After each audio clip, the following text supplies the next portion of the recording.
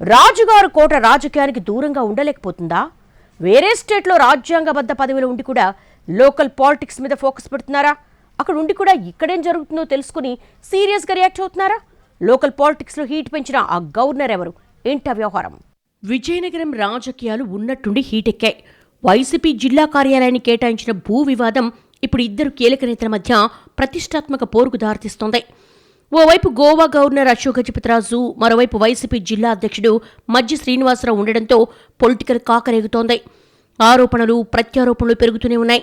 గతంలో ప్రైవేటు భూమిని ప్రభుత్వ భూమిగా మార్చి వైసీపీ ఆఫీస్ కోసం కేటాయించారంటూ అశోక్ గజపతిరాజు ఆరోపిస్తుంటే అన్ని ప్రభుత్వ అనుమతులు ఉన్నాయి, నిబంధనల ప్రకారమే స్థలం లీజుకొచ్చిందని మజ్జి శ్రీనివాస్ కౌంటర్ ఇస్తున్నారు.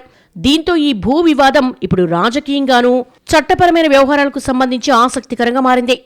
అదే సమయంలో గవర్నర్గా గోవాలో బాధ్యతలు నిర్వహిస్తున్న అశోక్ గజపతిరాజు పూర్తిగా విజయనగరం రాజకీయాలపైనే దృష్టి పెట్టారన్న చర్చ సైతం రాజకీయ వర్గాల్లో జరుగుతోంది. ఇక వైసీపీ జిల్లా ఆఫీసుకు కేటాయించిన భూమి తమ కుటుంబానికి చెందిన ప్రైవేట్ ఆస్తిని బాధిస్తున్నారు అశోక్ గజపతిరాజు. చట్టపరమైన ప్రక్రియను పాటించకుండా అబాండన్ ల్యాండ్ పేరుతో కేవలం కొద్ది నెలల్లోనే ప్రభుత్వ భూమిగా మార్చి అనంతరం వైసీపీ కార్యాలయానికి లీజుకిచ్చారని ఆరోపిస్తున్నారాయన. దీనికి సంబంధించి జిల్లా కలెక్టర్కు పలుమార్లు లేఖలు రాశామని, చట్టపరమైన ఆధారాలు, రెవెన్యూ రికార్డులు, న్యాయస్థానాల తీర్పులను సమర్పించినట్టుగా వివరిస్తున్నారు.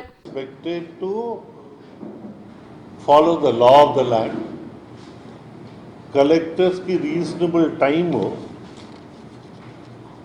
వారు తీసుకుని నిర్ణయానికి రావాలి. మాకు ఒక సంవత్సరం చిల్లర అయింది వారికి కాగితం పెట్టి,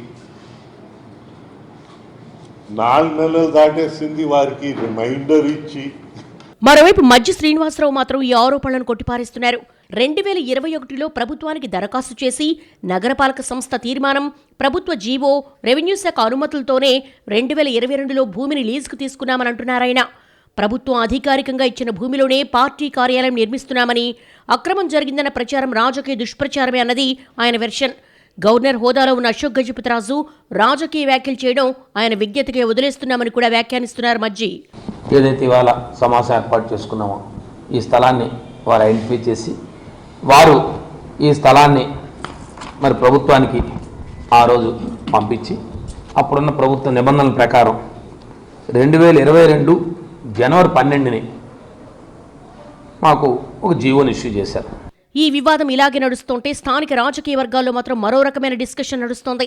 అశోక్ గజపతిరాజు ఒక రాష్ట్ర గవర్నర్గా ఉన్నప్పటికీ తరచూ విజయనగరానికి వచ్చి స్థానిక అంశాలపై స్పందించడం వెనుక రాజకీయ వ్యూహమా లేక కుటుంబ ఆస్తి వివాదంపై తన వైఖరి చెప్తున్నారా అంటూ ఎవరికి నచ్చిన విశ్లేషణలు వారు చెప్తున్నారు. వైసీపీ నేతలు మాత్రం ఈ వివాదాన్ని రాజకీయ కోణంలోకి తీసుకెళ్లి తమపై ఒత్తిడి తీసుకొచ్చే ప్రయత్నం జరుగుతోందని ఆరోపిస్తున్నారు. ఇలా ఓవైపు ప్రైవేటు భూమిని ప్రభుత్వ భూమిగా మార్చారన్న అశోక్ గజపతిరాజు ఆరోపణలు, మరోవైపు అన్ని అనుమతులు ఉన్నాయంటున్న వైసీపీ వాదనల మధ్య విజయనగరంలో రాజకీయ వేడి రగులుతోంది.